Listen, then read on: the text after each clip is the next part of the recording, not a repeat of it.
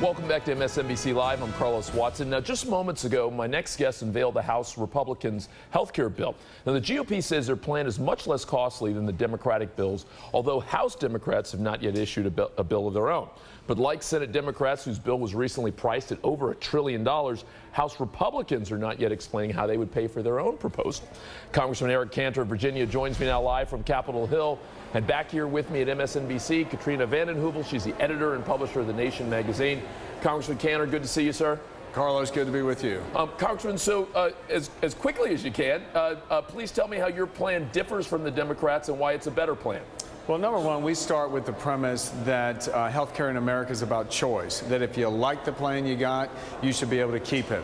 And there is no way that we'll be able to manage that and stick to that principle if we inject a government plan into the mix. So that is the first tenet that we operate on. The next is, if we're really about trying to do something about the uninsured, we've got to do something different than what the Democrat plan in the Senate does, because as we saw this week, the Congressional Budget Office indicated that their plan would cost $1 trillion and frankly wouldn't even cover but a third of the uninsured. So if one of the drivers of this discussion is to expand access to coverage, we've got to come up with a way that, number one, rewards the ability for the private sector to innovate and to give folks more choice and at the same time keep down costs. That is what our plan does. It provides choice for those who want to keep the plan they have. It says no to a government plan.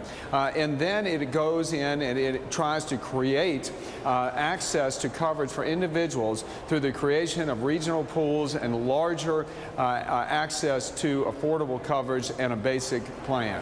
Congressman Cantor, Katrina vanden Heuvel has a question. Representative Cantor, first of all, don't you have a government health care plan? Don't representatives have these Cadillac health benefits? And secondly, if you're for choice, Republicans speak so well about choice and competition, how could you be opposed to a strong public plan so Americans can have the option and allow a real choice for them? Well, first of all, I don't think that having a government plan is a real choice. But you have one, don't you, Representative? Well, I am under the Federal Employee Benefit Plan, and it is a plan that competes with other plans, and it is a plan administered by the private sector. It's much akin to the Part D part of Medicare, which is a government plan, which is certainly should be the model for us, because what that says is if we're going to create a larger risk pool, if we're going to have actual competitions within some type of government structure, that Part D should be the model. Again, how Part D has been successful and actually has demonstrated the ability to bring down costs in pharmaceuticals is it says, look, we're going to look to the marketplace to set prices. We're not going to have a price-fixing bureaucracy here in Washington that says that a certain doctor gets this amount and all doctors get this amount. We're going to say, look, let's listen to the market. Let's say this is the amount of money that plans have to work with and design the best plan that the market wants and the market will bear. In that way, if we stay away from prescribing what type of treatment, what type of care that people have access to, and let the market and families across America determine that, we can see a way to providing for more affordable health care. But Congressman, haven't we just watched over the last year the unfettered market actually wreak havoc in a number of sectors? And do you not have concern that that's exactly what's happened in healthcare over the last 20 years? In fact, that's part of the reason why Republicans like Howard Baker and Bob Dole have joined with Democrats like Tom Daschle and George Mitchell to step forward. Is there no fear on your part that without some public intervention, some meaningful public intervention in the form of a public option, that we won't really lower prices and get all the uninsured covered? Carlos, first of all, I don't think anybody in America thinks that Washington, either party in Washington, can reduce spending and reduce costs. It just hasn't happened. The history's not there.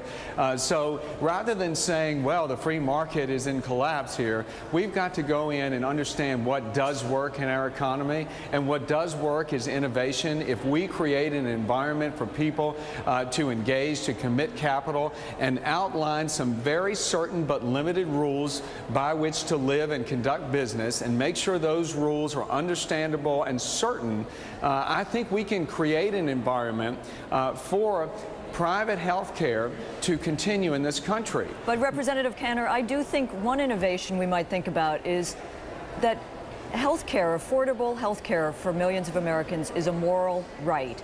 And an innovation would be to lock all of you up in Washington in one room and make sure that you come out with a plan that will cover the 47 million who are uninsured in America. Because what is true security but having a healthy, competitive country with health insurance provided with a public plan that I think millions, by the way, there was a conservative poll done the other day by business groups. 83% of Americans support a public option.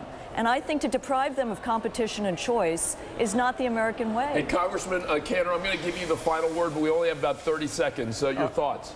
First of all, competition doesn't mean government competing. You will never have fair competition if government is a competitor. Look what's going on in the auto industry right now. With GM and Chrysler, they have a lot more competitive advantage now over Ford. You can't expect there to be fair competition if you have the government to be a player. And what we want, Katrina, is to give those uninsured Americans access to affordable coverage and coverage that they want. Most people in this country who have health care get it through their employer and like the plans they have. We won't be able to have that be the case if government comes in and begins to prescribe what kind of plans can be offered out there. I don't think that's the case, but that's another argument, Representative Cantor. But you know what, though? This is good enough that I hope you both will come back and we'll do it again next week. Congressman Cantor, thank you for joining us, sir. Thank you, Carlos. Up next, our rising...